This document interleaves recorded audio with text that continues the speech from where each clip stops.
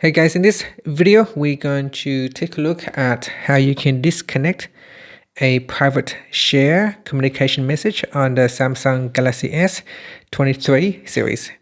First, tap on the home button to go back to the home screen. From the home screen, swipe down at the top, then tap on the settings icon. In the settings page, scroll down and tap on security and privacy.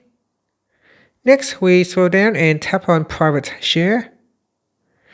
Now in here, you want to open up your communication message, and then at the top, tap on the more button. From the pop-up, tap on disconnect. Now say here, all files shared between you and that person will be revoked. You need to send new requests to share files again. So here you can see on my other device whom I'm sharing files with. If I tap on disconnect, what happened? Let's have a look. So here I have disconnect, and you can see immediately on my other device it notified that the connection has been disconnected and I can no longer view files. And that's it. Thank you for watching this video. Please like and subscribe to my channel for more videos.